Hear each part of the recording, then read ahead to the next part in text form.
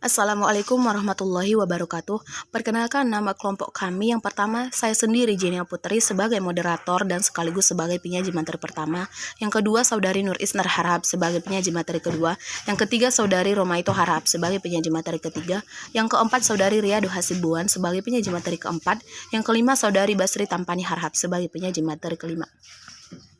Di sini saya akan menjelaskan tentang pengembangan perangkat lunak menggunakan metode Agile. Kemudian topik yang akan dibahas di dalamnya yaitu pengembangan perangkat lunak dengan cepat atau rapid, metode Agile, prinsip-prinsip metode Agile, penerapan metode Agile, kelemahan metode Agile. Kemudian dalam pengembangan perangkat lunak dengan cepat atau rapid, dibahas tentang pengembangan perangkat lunak cepat adalah salah satu kebutuhan penting untuk sistem perangkat lunak. Bisnis beroperasi dengan cepat. Perubahan kebutuhan yang cepat menjadikan sulit sekali untuk membuat kebutuhan perangkat lunak yang stabil. Perangkat lunak harus berevolusi dengan cepat untuk memenuhi kebutuhan bisnis yang cepat berganti. Kemudian spesifikasi, desain, dan implementasi dilakukan secara berselang-seling. Sistem dibangun dalam urutan versi, di mana pemangku kepentingan terlibat dalam evaluasi tiap versi. Antarmuka atau GUI dibangun menggunakan IDE, Interactive Development Environment atau KAKAS grafis.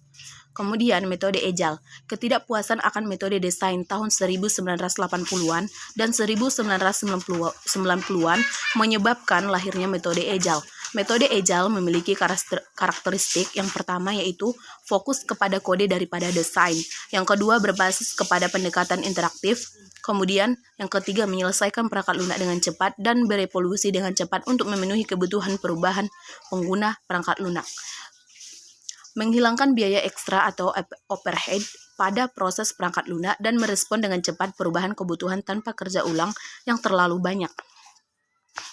Kemudian, prinsip-prinsip metode Agile dapat saudara atau saudari lihat dalam kolom berikut ini. Kemudian, penerapan metode Agile.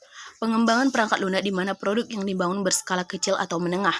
Pengembangan sistem di mana ada komitmen jelas dari pengguna untuk ikut terlibat di dalam proses pengembangan perangkat lunak dan tidak ada banyak aturan luar dan regulasi yang mempengaruhi perangkat lunak.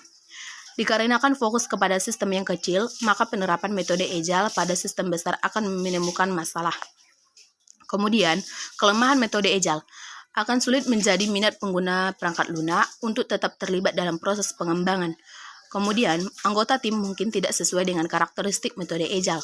Memberi prioritas pada perubahan akan sulit jika ada banyak bisa menjadi masalah sama halnya dengan pendekatan pengembangan interaktif. Kemudian, metode Agile dan perawatan perangkat lunak.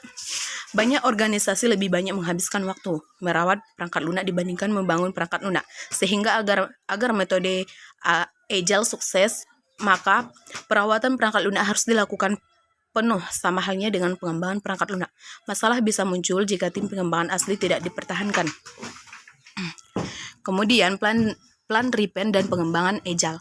Pengembangan dengan plan driven terbagi atas tahapan-tahapan yang keluarannya telah direncanakan di awal. Pengembangan dengan Agile. Spesifikasi, desain, implementasi, dan uji coba dilakukan secara berselang. Keluaran dari proses pengembangan ditentukan melalui proses negosiasi selama proses pengembangan perangkat lunak. Kemudian di sini terdapat tampilan plan driven dan pengembangan Agile. Selanjutnya, isu teknis, SDM, dan organisasi. Kebanyakan proyek melibatkan elemen-elemen dari plan driven dan proses Agile. Keseimbangan antara keduanya tergantung dari apakah sangat penting untuk memiliki spesifikasi dan desain yang sangat detail. Sebelum berpindah ke implementasi, jika benar maka kemungkinan pendekatan plan driven lebih cocok. Kemudian, apakah melibatkan pengguna PL untuk mendapatkan umpan balik dengan cepat sangat realistis? Jika benar, gunakan metode Agile. Seberapa besar sistem yang akan dibangun? Metode Agile cocok dengan sistem membangun oleh tim kecil. Jika membutuhkan tim besar, maka pendekatan plan driven lebih cocok. Apakah tipe dari sistem yang akan dibangun? Pendekatan plan driven dibutuhkan untuk membangun sistem yang dibutuhkan banyak analisis sebelum implementasi. Kemudian, berapa lama umur hidup sistem? Sistem dengan umur hidup lama membutuhkan dokumentasi desain untuk komunikasi antar pembangun dan tim pendukung. Kemudian, teknologi apa yang tersedia untuk mendukung pengembangan sistem? Metode Agile tergantung pada kakas berkualitas untuk mengakomodasi desain yang berevolusi. Bagaimana organisasi tim pengembang? Jika tim pengembang terbesar, maka sebuah dokumen desain perlu dibuat untuk berkomunikasi. Seberapa bagus kualitas desainer dan programmer di tim pengembang, metode Agile membutuhkan kualitas individu yang lebih tinggi. Oke, cukup sekian penjelasan saya tentang pengembangan perangkat lunak menggunakan metode Agile. Apabila ada kesalahan, saya mohon maaf. Wabillahi taufiq walhidayah. Wassalamualaikum warahmatullahi wabarakatuh. Dan untuk materi selanjutnya atau materi kedua dilanjutkan oleh teman-teman kami, yaitu Saudari Nur Isnar Harahap. Sekian dan terima kasih. Assalamualaikum warahmatullahi wabarakatuh. Perkenalkan, nama saya Nur Isnar Harahap, NPM 20150061 dari Prodi Vokasional Informatika semester 4 atau 4A. Terima kasih kepada penyaji pertama yang telah memberikan saya waktu untuk menyajikan materi yang kedua. Kepada teman kami yang bernama Jenia Putri, terima kasih atas waktunya. Kemudian dokumen atau yang saya akan sajikan, yaitu judulnya di sini ada dokumen kebutuhan perangkat lunak. Di sini saya akan menjelaskan tentang dokumen perangkat lunak. Baik, yang pertama di sini saya akan menjelaskan dokumen perangkat lunak itu dikembangkan atau resmi pengembangannya tentang kebutuhan sistem. Kenapa? Karena dia mencakup kebutuhan pengguna dan kebutuhan sistem. Nah, dokumen kebutuhan perangkat lunak ini merancang bagaimana kita bisa menjalankan apa yang harus kita lakukan pada sistem komputer, atau bagaimana dia melakukannya dengan cara bagaimanakah dia melakukan perangkat lunak ini.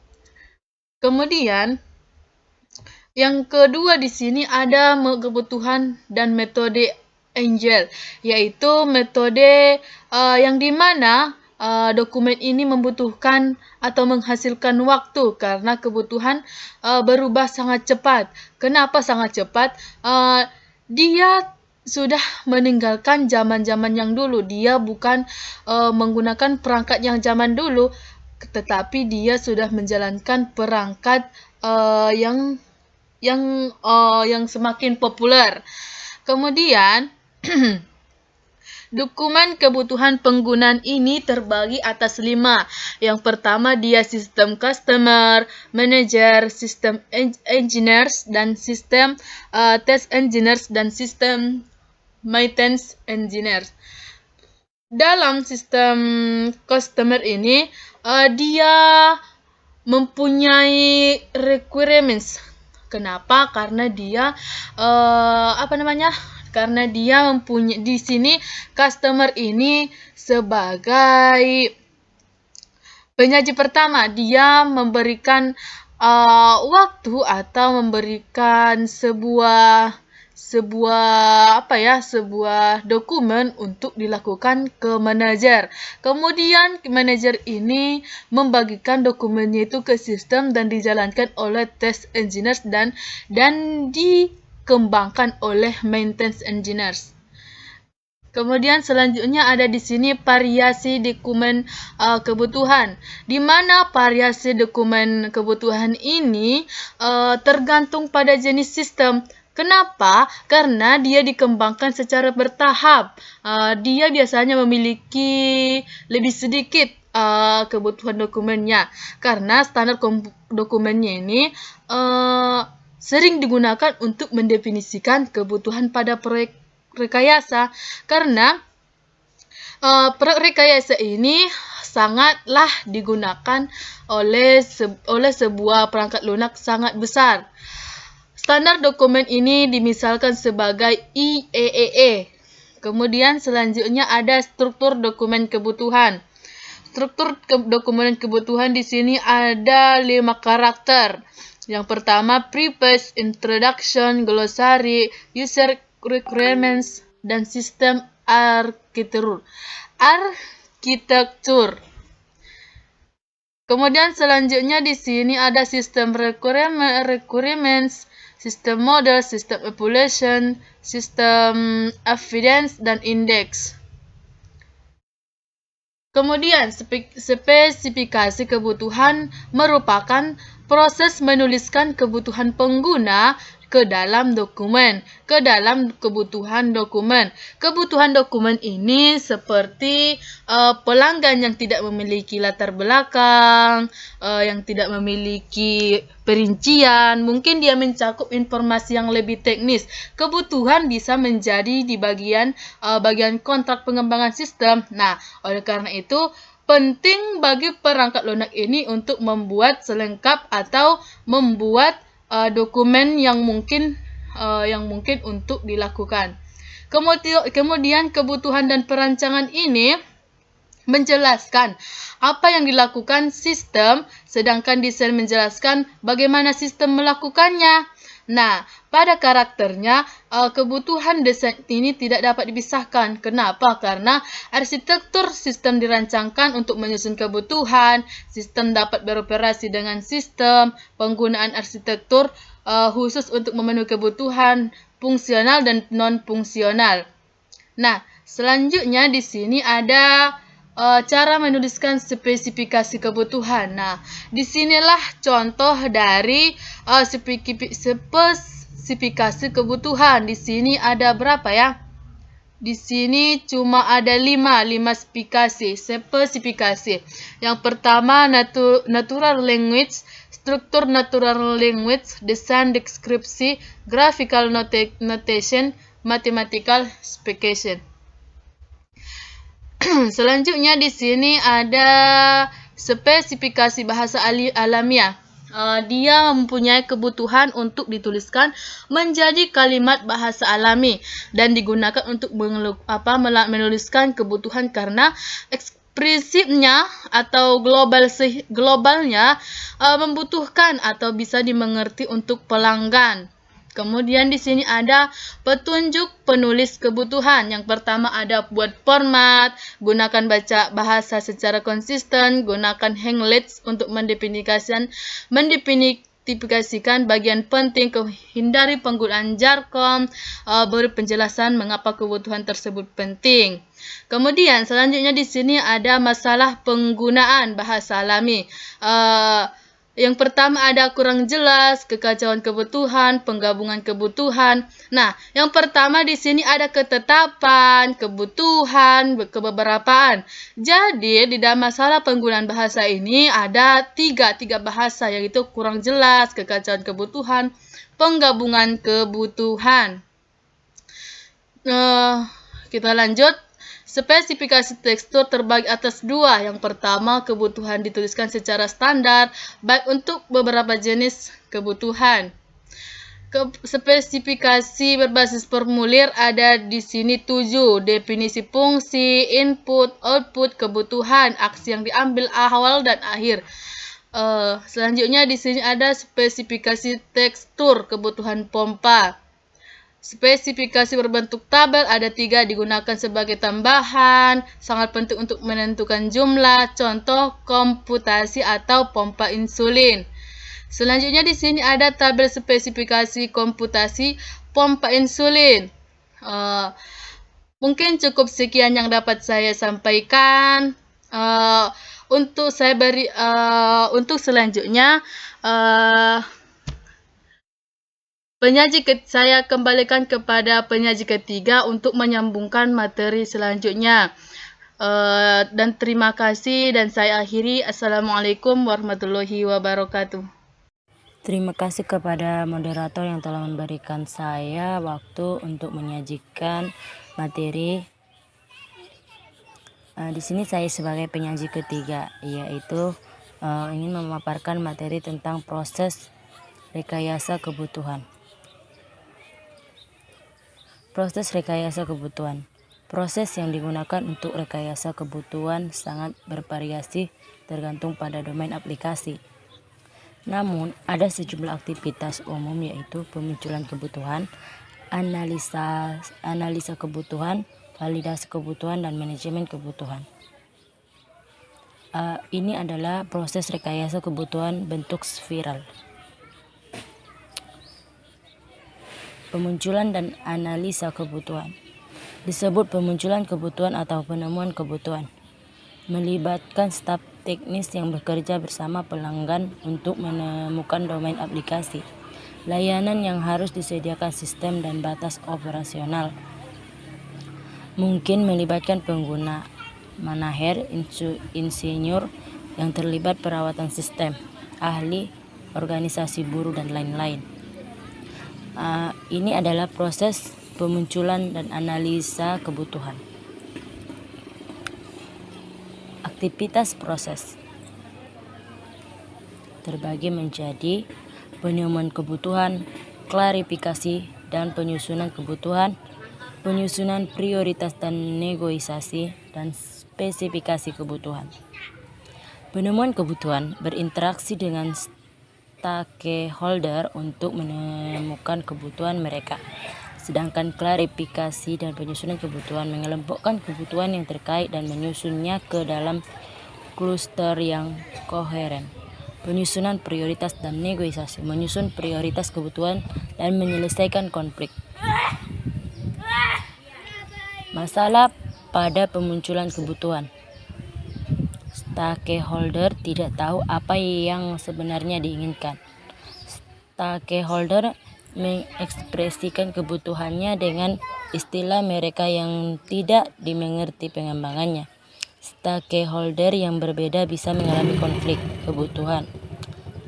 Faktor organisasi dan politik mempengaruhi kebutuhan sistem. Kebutuhan berubah selama proses analisis. Kemudian di sini saya akan menjelaskan tentang penemuan kebutuhan. Penemuan kebutuhan. Proses pengumpulan informasi tentang sistem.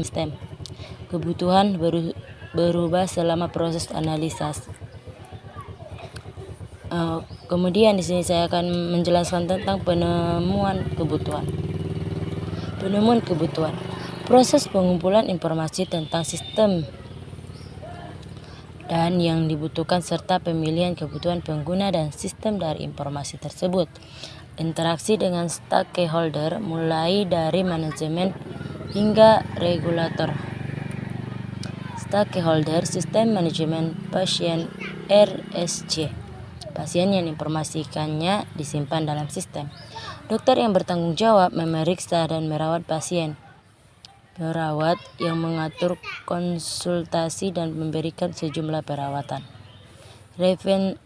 Resepsionis yang mengelola janji konsultasi pasien. Staf IT yang bertanggung jawab menginstal dan merawat pasien. Proses penemuan kebutuhan yaitu wawancara, skenario, kasus pengguna, dan etnografi. Wawancara formal dan informal dengan stakeholder merupakan bagian penting dalam proses rekayasa kebutuhan. Jenis wawancara. Wawancara tertutup berdasarkan daftar pertanyaan. Wawancara terbuka di mana berbagai masalah didapat dari stakeholder. Wawancara efektif. Berpikir terbuka, hindari membuat asumsi awal dan dengarkan stakeholder. Dorong orang yang diwawancara untuk berdiskusi. Praktek wawancara. Biasanya campuran antara wawancara terbuka dan tertutup. Wawancara baik untuk memahami apa yang dilakukan stakeholder dan bagaimana mereka akan berinteraksi dengan sistem. Wawancara tidak baik untuk memahami kebutuhan domain. Pengembangan tidak memahami terminologi domain tertentu. Skenario. Skenario adalah contoh nyata bagaimana sistem digunakan. Skenario mencakup deskripsi situasi awal, deskripsi aliran kejadian normal, deskripsi kesalahan yang memungkinkan terjadi, informasi aktivitas selanjutnya, atau deskripsi kondisi ketika skenario selesai. Bisa dilihat skenario pengumpulan catatan medis pasien RSC. Bisa kita lihat di dalam komputer. Ini adalah skenario pengumpulan catatan medis pasien. Pengembangan tidak memahami terminologi domain tertentu. Skenario.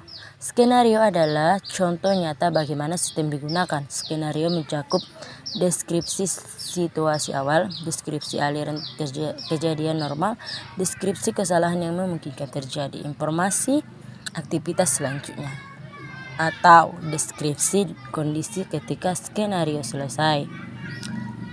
Bisa dilihat skenario pengumpulan catatan medis pasien RSJ. Bisa kita lihat di dalam komputer. Ini adalah skenario pengumpulan catatan medis pasien. Kemudian kasus pengguna atau use case. Kasus pengguna merupakan teknik berbasis skenario pada UML yang mengidentifikasi aktor dan interaksi dalam sistem. Kasus pengguna sistem manajemen pasien RSC. Bisa kita lihat dalam kasus pengguna sistem manajemen pasien RSC. Bisa kita lihat. Kemudian etnografi.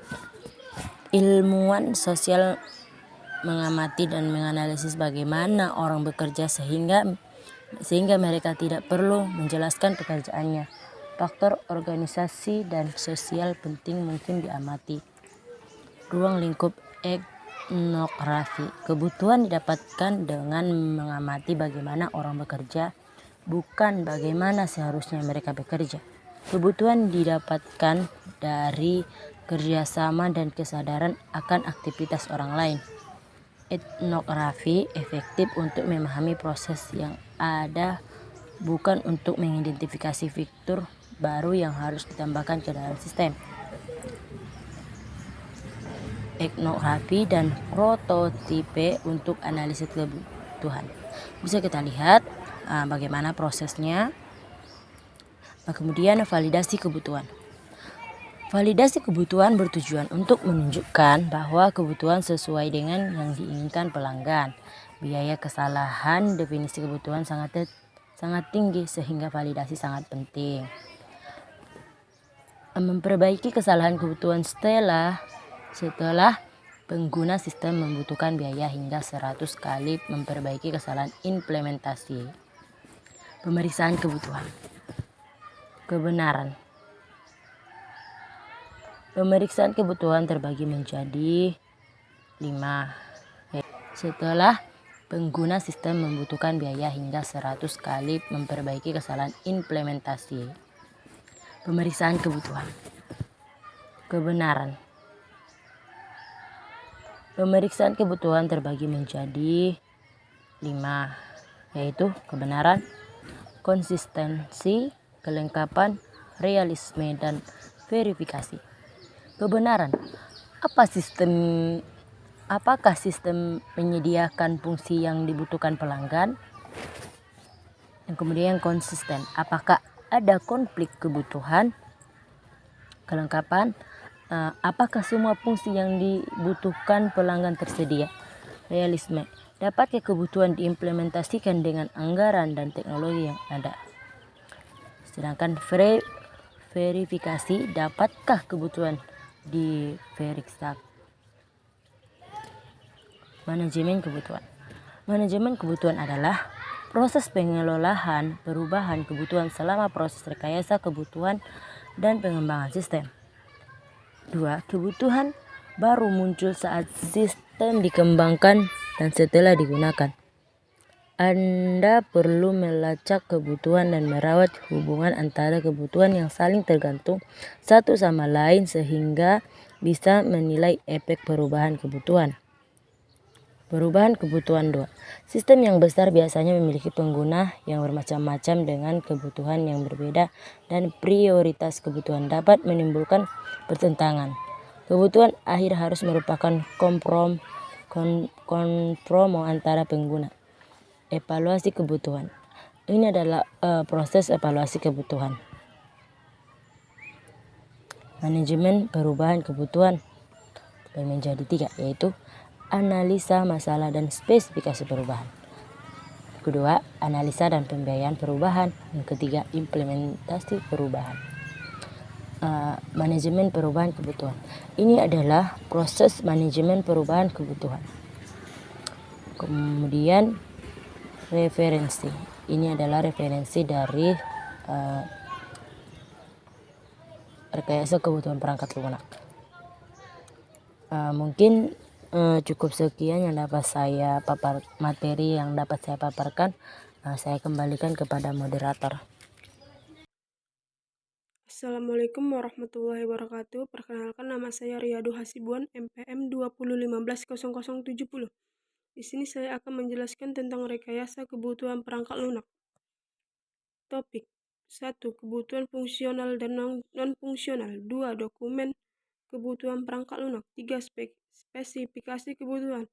4. Proses rekayasa kebutuhan. 5. Analisa dan peluncuran kebutuhan. 6. Validasi kebutuhan. 7. Manajemen kebutuhan. Rekayasa kebutuhan merupakan proses penentuan layanan yang dibutuhkan pelanggan dan batasan sistem. Kebutuhan itu sendiri mencakup deskripsi layanan sistem dan batasan yang dihasilkan proses rekayasa kebutuhan.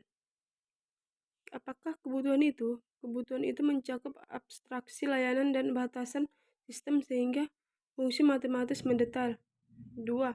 Kebutuhan dapat bertindak sebagai dua fungsi, yaitu sebagai dasar penawaran kontrak sehingga harus terbuka terhadap perbedaan penafsiran.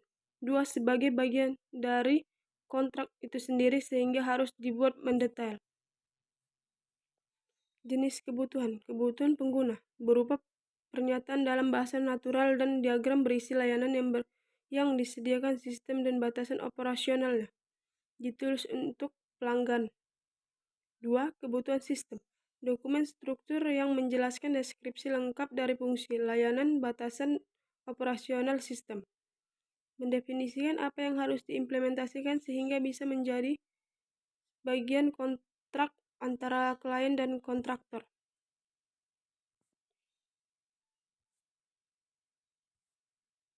Kebutuhan fungsional dan non-fungsional. Kebutuhan fungsional berisi layanan yang harus disediakan sistem, bagaimana sistem bereaksi terhadap suatu input dan bagaimana sistem berlaku dalam situasi tertentu.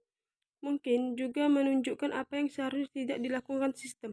Kebutuhan non-fungsional, batasan layanan atau fungsi yang ditawarkan sistem. Misalnya batasan waktu, batasan proses pengembangan, dan lain-lain. Batasan yang diaplikasikan pada sistem secara keseluruhan, bukan pada fitur atau layanan tertentu. Kebutuhan domain, batasan sistem berdasarkan domain operasionalnya. Kebutuhan fungsional mendeskripsikan fungsionalitas atau layanan sistem, tergantung pada jenis perangkat lunak, penggunaan, dan jenis sistem di mana perangkat lunak digunakan. Kebutuhan fungsional pengguna mungkin menjelaskan apa yang digunakan. Kebutuhan fungsional pengguna mungkin menjelaskan apa yang seharusnya dilakukan sistem. Kebutuhan fungsional sistem seharusnya mendeskripsikan layanan sistem secara detail. Kebutuhan fungsional pada sistem manajemen pasien RSC. Pengguna harus dapat mencari daftar janji di sebuah klinik. Sistem harus dapat menghasilkan daftar pasien yang membuat janji setiap hari untuk setiap klinik. Semua staf menggunakan pengenalan berupa nomor pegawai sebanyak 8 digit. Ketidaktepatan kebutuhan. Masalah akan muncul ketika kebutuhan tidak ditentukan dengan tepat. Kebutuhan yang ambigu mungkin diartikan sebagai berbeda oleh pengembangan dari pengguna. Misal, poin pencarian pada sistem manajemen pasien RSC. Maksudnya, pengguna mencari nama pasien di antara semua janji di sebuah klinik. Penafsiran pengembangan, mencari nama pasien di sebuah klinik, pengguna memilih klinik lalu melakukan pencarian. Kebutuhan non-fungsional. Kebutuhan ini mendefinisikan properti sistem dan membatasannya, misalnya ketangguhan, waktu respon, kemampuan alat, dan lain-lain. Kebutuhan proses mencakup perintah, penggunaan IDE, bahasa pemrograman, atau metode pengembangan tertentu. Kebutuhan non-fungsional bisa jadi lebih penting daripada kebutuhan fungsional karena jika tidak dipenuhi, maka sistem tidak dapat digunakan. Implementasi kebutuhan non-fungsional. Kebutuhan non-fungsional dapat mempengaruhi keseluruhan arsitektur sistem. Contoh, untuk memastikan kebutuhan performance sistem mungkin harus diorganisasi sehingga meminimalkan komunikasi antara komponen. Suatu kebutuhan non-fungsional, misalnya keamanan, mungkin menghasilkan kebutuhan fungsional tertentu. Mungkin juga menghasilkan kebutuhan yang membatasi kebutuhan yang sudah ada. Jenis kebutuhan non-fungsional seperti ini seperti terlihat pada gambar tersebut. Selanjutnya, spesifikasi kebutuhan non-fungsional. Kebutuhan produk. Kebutuhan yang menentukan bahwa produk yang dihasilkan harus memiliki perilaku tertentu, misalkan kecepatan, eksekusi, ketahanan, dan lain-lain. 2. Kebutuhan organisasi. Kebutuhan yang merupakan konsekuensi dari kebijakan atau prosedur organisasi, misalnya standar proses yang digunakan. Kebutuhan implementasi dalam sistem, misalkan kebutuhan legislatif dan lain-lain.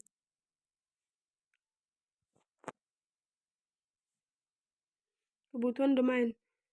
Kebutuhan domain operasional menimbulkan adanya kebutuhan dalam sistem. Contoh, sistem kendali kereta api harus mempertimbangkan karakteristik rem dalam kondisi cuaca tertentu. 2. Kebutuhan domain dapat menjadi kebutuhan fungsional baru. Batasan pada kebutuhan fungsional saat ini untuk menentukan komputasi khusus.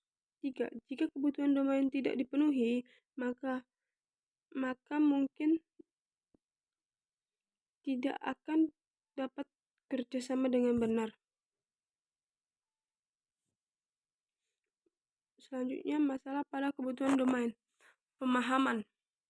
Kebutuhan diekspresikan dalam domain aplikasi sehingga sering tidak dipahami pengembangan perangkat lunak.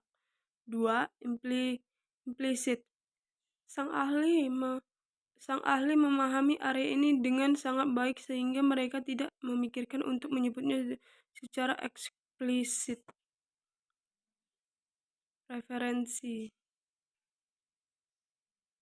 Baiklah, selanjutnya akan dibacakan dengan saudara kami, Basri Tampani. Assalamualaikum warahmatullahi wabarakatuh. Di sini saya yang bernama Basri Tampani Harahap, NPM 20150025, Prodi Pendidikan Vokasional Informatika semester 4A. Di video kali ini, saya akan menjelaskan tentang pemodelan sistem perangkat lunak. Di sini saya sebagai penyaji kelima yang akan menjelaskan tentang materi pemodelan sistem perangkat lunak. Sebelumnya, saya ingin mengucapkan terima kasih kepada penyaji keempat, yaitu Saudari Riyado. Adapun topik pembahasan yang akan kita jelaskan dari materi pemodelan sistem perangkat lunak, yang pertama yaitu model konteks, yang kedua model interaksi, yang ketiga model struktural, yang keempat yaitu model perilaku, yang kelima yaitu rekayasa berbasis model. Yang pertama yaitu pemodelan sistem. Pemodelan sistem adalah proses pembuatan model abstrak dari sistem di mana setiap model menunjukkan pandangan atau perspektif yang berbeda. Saat ini, pemodelan sistem dilakukan dengan menggunakan notasi grafis yang hampir selalu berbasis notasi UML atau the Unified Modeling Language.